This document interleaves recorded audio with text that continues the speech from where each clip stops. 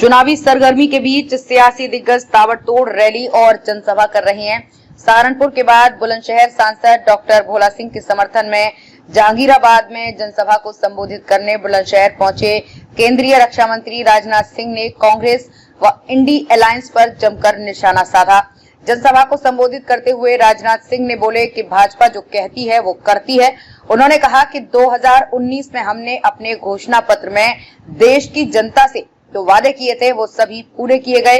राजनाथ बोले कि 2014 में हमें जनादेश मिला, 2019 में जनता ने और बढ़ चढ़कर आशीर्वाद दिया, जबकि जनता की इच्छा के अनुरूप भारत के मस्तक को विश्व में ऊंचा करने का काम को प्रधानमंत्री नरेंद्र मोदी के नेतृत्व में किया जा रहा है।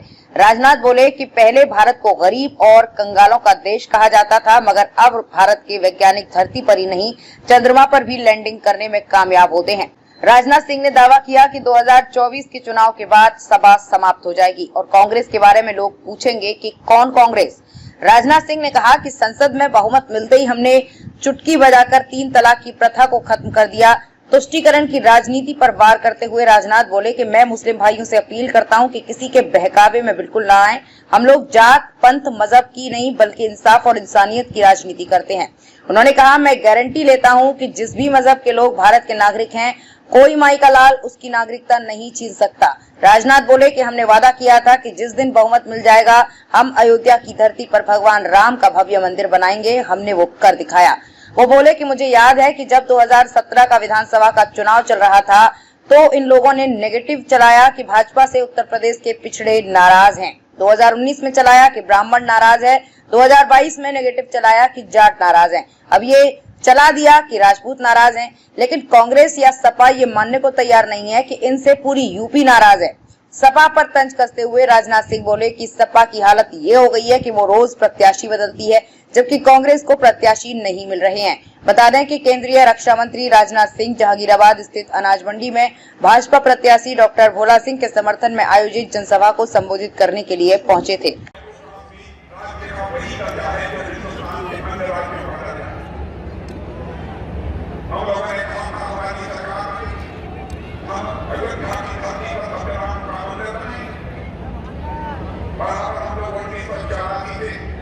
यही नारा लगाते थे हमारे विरोधी ये कहते थे कि यह भाजपा वाले जनता की आंखों में धूल झोंक रहे हैं। जब भी चुनाव आता है तो कहते हैं रामलला हुई, मंदिर नहीं बनाएंगे, लेकिन तारीख नहीं बनाएंगे।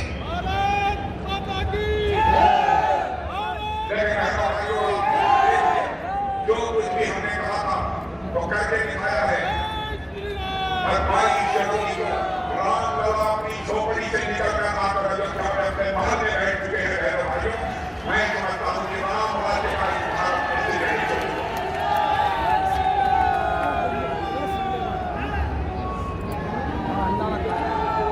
राम हमारी आस्था है, विश्वास है, श्रद्धा है। भारत के उत्तर में चले जाइए, दक्षिण में चले जाइए, पूर्व में चले जाइए, पश्चिम में चले जाइए, सभी लोगों के दिलों में राम के प्रति पहले आता है विश्वास। हमने कठिनाइयों की चिंता नहीं की, हमने बराबर इस बात की चिंता की हमारे जो वादे हैं वे पूरे होने चाहिए। क्योंकि मैं जानता हूं आजाद भारत में नेता जनता के सामने आकर तरह के वादे करते थे, लेकिन चुनाव हो जाता था, सरकारें बन जाती थी, अपने वादों को पूरा नहीं करते थे। नेताओं के कहने और करने में, कथनी और करने में अंतर होने के कारण ही भारत की राजनीति और भारत के नेताओं पर जनता का विश्वास धीरे धीरे प्रभावित हो रहा है। और ऐसा भाइयों, यह विश्वास का संकट भारत की राजनीति में निरंतर ज्यादा होता चला है। पहली बार इस चुनौती को किसी ने स्वीकार किया है, हमारे प्रधानमंत्री मोदी जी ने स्वीकार किया है।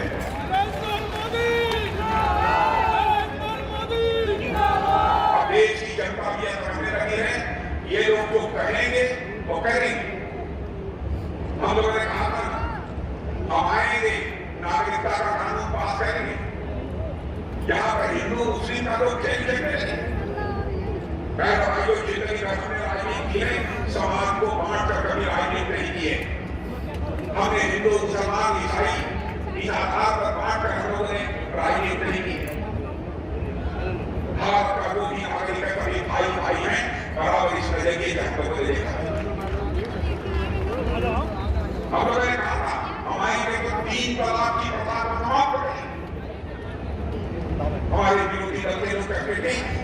की तलाश कैसे समाप्त करनी? ये तो मुस्लिम समाज के द्वारा होता है, मुस्लिम धर्म इसके लिए उसको क्या कर देता? बहनों भाइयों में तो टूट शब्दों में कहना चाहता हूँ, कोई भी माँ हो, बहन हो, बेटी हो, चाहे वो हिंदू धर्म की मानने वाली हो, चाहे इस्लाम धर्म को मानने वाली हो, चाहे यहूदी हो, चाहे ईसाई हो, चाहे कोई भी, हर वह बेटी बहन और माँ हमारी बेटी और बहन माँ है। बहनों भाइयों, इस तरह की हम लोग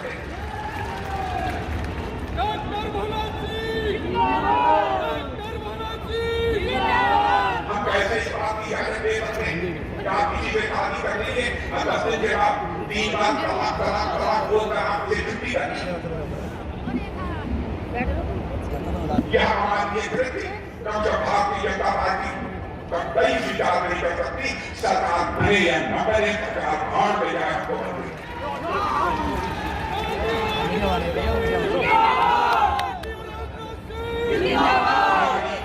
नारी को हम नवरात्रि का पर्व कब से प्रारंभ होगा?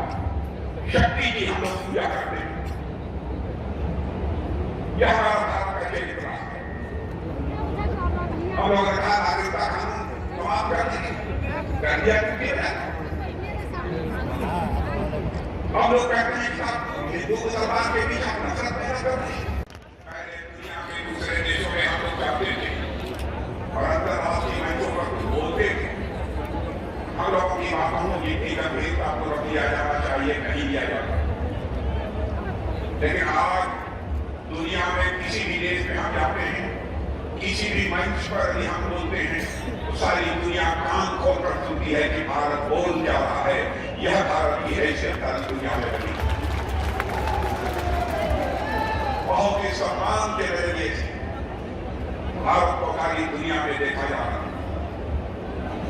लेकिन मैं आपसे कहना चाहता हूं, इससे पहले की राजनीतिक पार्टियों को भी काम करते हुए आपने देखा है इस भारत में, और हम लोगों की सरकार को भी काम करते हुए भाजपा एनडीए भाई पीछे हाथ कर ले, भाई पहलवान पीछे हाथ कर ले, हराम। बहनों भाइयों, मैं दावे के साथ कह सकता हूं कि हम लोग हिंदुस्तान की एक ऐसी राजनीतिक पार्टी है जो कहते हैं वो करते हैं। और मैं पत्रकार मित्रों से भी कहना चाहता हूं, हमारी कोई बात यदि गलत हो तो अखबार के पन्नों पर देते हैं, मैं उसके लिए खेद व्यक्त करूंगा। और यह बात मैं इसलिए कह रहा हूं कि जिंदगी में हमने राजनीति की है तो जनता की आंखों में खून झोंक कर राजनीति नहीं की है, जनता की आंखों में आंख डाल कर राजनीति की है।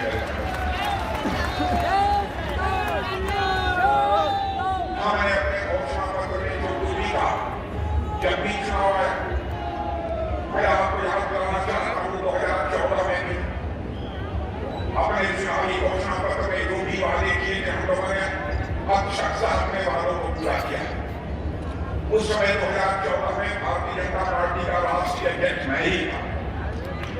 बार बार मोदी जी मुझसे यही कहते थे, राजनाथ जी आप ये देख लीजिएगा कि चुनावी घोषणा पत्र में कोई ऐसा वादा न हो जिस वादे को हम पूरा न करते हैं। अरे चिंता की 2019 में भी जब घोषणा पत्र बनने लगा तो उन्होंने कहा कि घोषणा पत्र कमेटी की अध्यक्षता कोई करेगा तो राजनाथ सिंह करेंगे। और 2024 में भी जब घोषणा पत्र बन रहा है तो उसकी अध्यक्षता मैं ही कर रहा हूं। हमारे प्रधानमंत्री बराबर इस बात के लिए सजग है,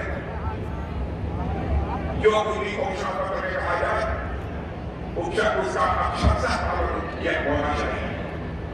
अब मैं आपको याद दिलाना चाहता हूं, हम लोगों ने अपने चुनावी घोषणा पत्र में कहा था जिस दिन हमको संसद के दोनों सदनों में स्पष्ट बहुमत मिल जाएगा, 370 जिसके बाद जम्मू कश्मीर को विशेषाधिकार प्राप्त है, हम उसे चुटकी बजाकर समाप्त करेंगे। और बहनों भाइयों, आपने देखा कि हमने सरकार बनने के